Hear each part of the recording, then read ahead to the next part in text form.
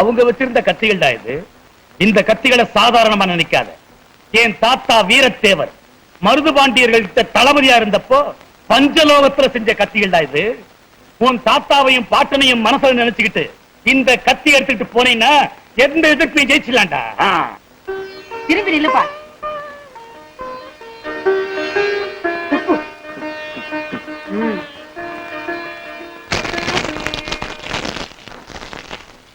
காட்டு வழி போற புள்ள கவலைப்படாதே, காட்டு புலி வழி மறிக்கும் கலங்கி நிக்காதே.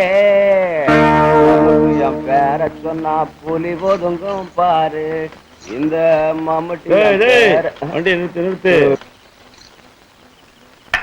நிறுத்துறா. எதுக்கே நிறுத்த சொல்ற? வண்டியில என்னடா? நெல்லு. வித்தா எவ்வளவு கிடைக்கும்? அதெல்லாம் நீ எதுக்கே கேக்குற? கேட்ட சொல்றேன்னா என்ன மிரட்டுறியா? அதுக்கெல்லாம் பயந்தாலும் நான் இல்ல. ஒத்தையில பாடிட்டு வரும்போது உன் தைரியம் தெரிஞ்சு வழக்கண்ண வண்டியை ஊத்து போட்டு வாடா. என்ன கொள்ளை அடிக்க போறியா? உள்ளே அடிக்கிறேனா? அட பாவி போயில ஒத்த வண்டியா போனீங்கன்னா வழிப்பறி பண்ணிடுவாங்கடா. ஓரமா வண்டி அவுத்து போட்டு ரொட்டியும் டீயும் குடிச்சிட்டு போ. ஓ மாதிரி ஆளை நம்பித்தானடா காட்டுக்குள்ள கடை வச்சிருக்கேன். நல்லா இருக்கியா நியாயம்? எல்லாரும் வண்டியை மறிச்சு கொள்ளை அடிப்பாங்க, நீ வண்டியை மறிச்சு வியாபாரம் பண்ற. நல்ல ஆளியா நீ? சுத்த வரம் கிட்ட போயலா இருக்கானே. இன்னும் 2-3 பாறை வண்டி வரும், வந்ததும் சேர்ந்து போடா. அப்பதான் உருப்படியா ஊரு போய் சேர முடியும். ஏன் அவன் வியாபாரத்துக்கு நானா கிடைச்சேன்? அதுக்கு வேற ஆளை பாரு. பிசினாரி பையல எட்டனா வியாபாரத்துக்கு பயந்து இப்படி ஒத்தையில போறானே.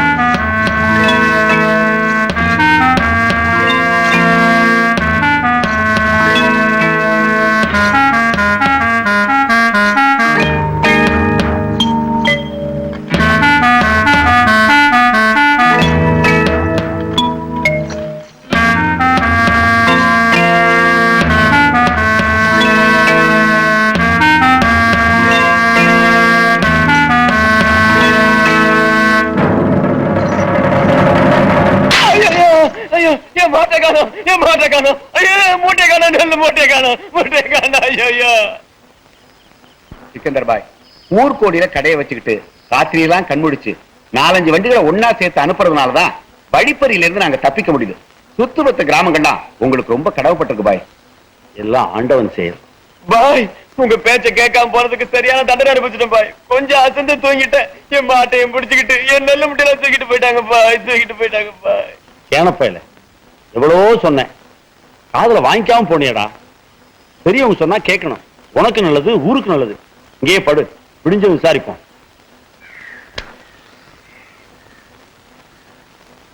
என்னையா துபாய்க்கு புறப்பட்டீங்களா?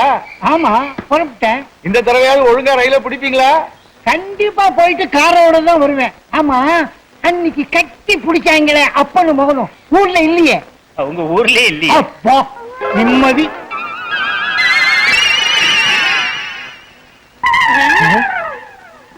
ஏப்பா பின்னாடி பார்த்தா நம்ம பெரியப்பா மாதிரி இல்ல? பின்னால பார்த்தா எங்க அண்ணன் மாதிரியே இருக்கு. பெரியப்பா அண்ணா, பெரியப்பா பெரியப்பா அண்ணா, பெரியப்பா இல்ல பெரியப்பா பெரியப்பா பெரியப்பா எங்க போனாலும் உங்க பின்தொடர்ந்தே வருவோம்.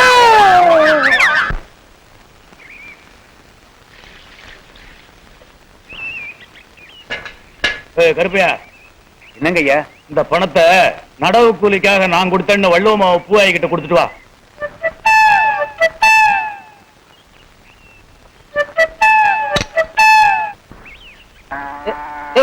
கருப்பியா நில்லு. அந்த பணத்தை கொடு, பூவாய் கிட்ட நானே கொண்டு கொடுத்துறேன்.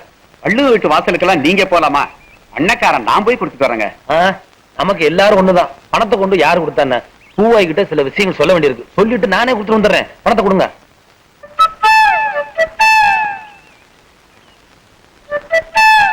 யாரு உள்ள? யாரு வெளிய? ஏய், நான் சங்கையா வந்திருக்கேன். அடடே மேலுட்டுக்காரரா, நீங்க தான் வந்திருக்கீங்கன்னு ஒரு வார்த்தை சொல்லக்கூடாது. அம்மா என்ன வேணும்? 2 லட்சம் ரூபாய் பணம் வேணும். 2 லட்சம்? இப்பதானே ஒருத்தர்கிட்ட கொடுத்து ஏய், விட்டேன். போட்டிருக்க டவுஸ் 2 ரூபாய் பெறாது. 2 லட்சம் நீ கொடுத்தியா? கிண்டலா? வீட்டுக்கு வரவங்க கிட்ட என்ன வேணும்னு கேக்குறதா எங்க வள்ளுவர் வீட்டு பண்பாடு. பண்பாடெல்லாம் பழைய காலத்தோட போச்சு. இனிமே யாரு வந்தாலும் என்ன வேணும்னு கேட்காத. கேட்ட வீட்டுக்குள்ள பூந்து எல்லாத்தையும் அழுட்டு போயிருவாங்க. ஆமா, உங்க அக்காங்க என்ன விஷயம்? விஷயம் இருந்தா தான் கூப்பிடுங்களோ? நடவுக்கு பணம் கொடுக்கணும், கூப்பிடு. பணத்தை என்கிட்ட கொடுங்க, நானே கொடுத்துறேன். தம்பி, உங்கள்ட்ட கொடுத்துருவேன். ஆனா தொகை கொஞ்சம் பெருசு. இம்புட்டு இருக்குமா? இம்புட்டு 50 ரூபா. 50 ரூபா தானே? உங்க அக்கா வர சொல்லு, பண பிரச்சனை. பெருசுகளை சமாளிச்சிடலாம் போல இருக்கு. இந்த சிறுசுகளை சமாளிக்கிறது பெரிய கஷ்டமா இருக்கு. வாங்க தம்பி.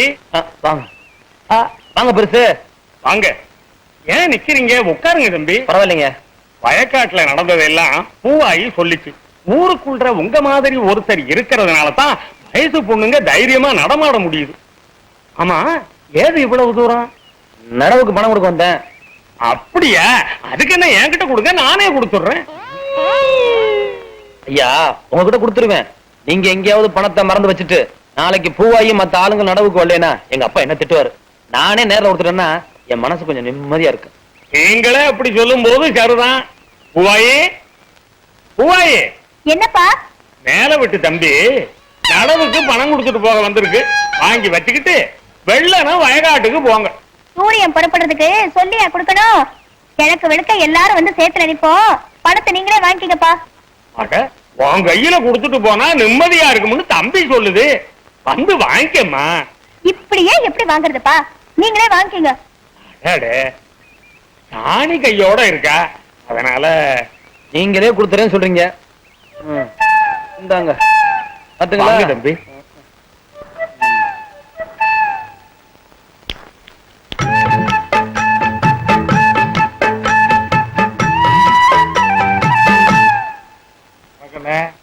வணக்கம் வணக்கம்.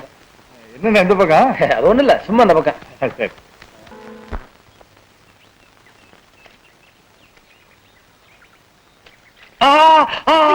என்னாச்சு?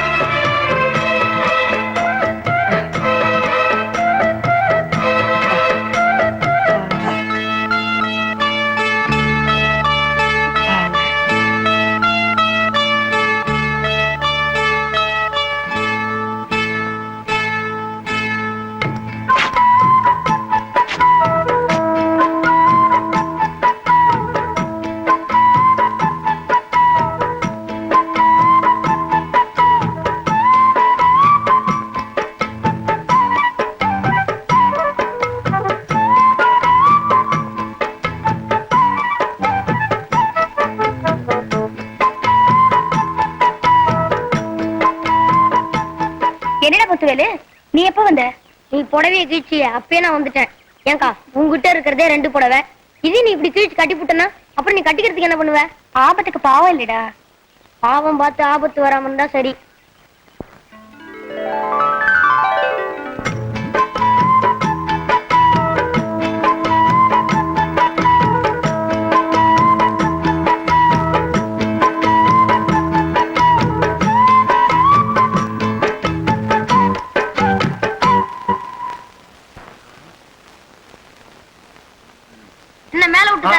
நடவுக்கு பணம் கொண்டாந்துருக்கீங்களா? களை எடுக்க பணம் கொண்டு வந்தேன். நீ வேற கண்ணாடி சில்ல காலை குத்திருச்சுல, பயங்கரமா வலிக்குது. வலிக்குதா? அதுக்கு வைத்தியர் வீட்டுக்குள்ள போகணும். வள்ளுவர் வீட்டுக்கு வந்திருக்கீங்க. அது கண்ணாடி சில்ல யார் எடுத்து விட்டாங்களோ அவங்களே வைத்தியம் பண்ணனா காயம் சீக்கிரமா ஆறிடுமா. அதுக்காகத்தான் இங்க வந்தேன். உக்கால சீக்கிரம் கூப்பிடுறா. எங்க வலிக்குது? இங்கயா? உக்கால கூப்பிடுறா. வாங்க வாங்க. அக்கா வந்தோன வலி ஜாஸ்தி ஆயிருச்சு. சும்மாறா, ரொம்ப வலிக்குதே. நீ போய் கொஞ்சம் உப்பு எடுத்துக்கிட்டு அப்படியே கரண்டியை காய வச்சு கொண்டா. சரி. ஐயோ, நீர் கோத்துக்குச்சு. உப்பு வச்சு சுட்டா சரியா போயிடும்.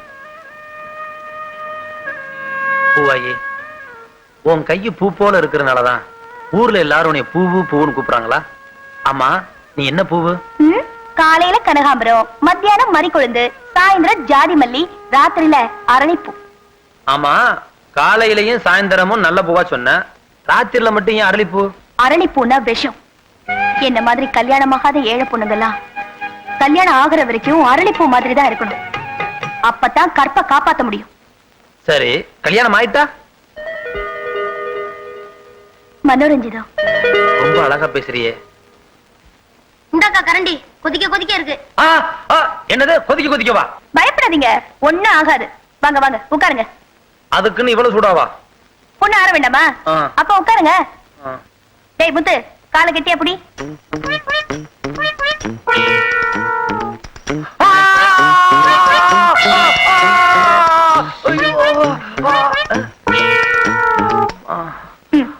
இப்ப வலி எப்படி இருக்கு?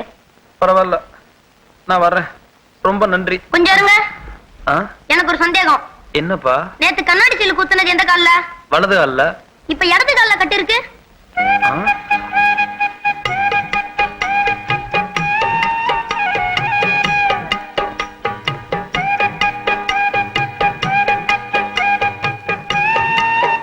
உள்ள போய் வேலைய பாரு. நான் வரேன் போவாயே.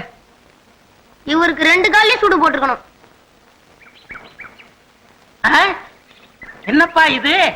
வடக்குல இருந்து நூலா வருது. இன்னும் 2 நாள் கழிச்சு பாரு, துண்டு வரும். அடுத்த வாரம் வேஸ்டியே வரும். தின்றா. நூலோட தின்னா வகுத்துக்குள்ள பண்ணி ஆயிருமே. எல்லாரும் பனியனை வெளியே போடுவாங்க, நீ உள்ள போட்டுக்க. எவ்வளவு ஆச்சு? பனியனா குத்துவேன். பணம் எவ்வளவு ஆச்சு? ஆமா, நீ என்ன காசு கொடுத்தா எப்பவும் கடன் தானே. எழுதிக்க. இந்த வடையில போர்வை வருதா என்னமோ. அவ்வளவுதான் காட்ட முடியும், அதுக்கு மேல காட்ட முடியாது. மத்த கம்பெனிகள் காட்டலாம், ஆனா எங்க கம்பெனி காட்டாது.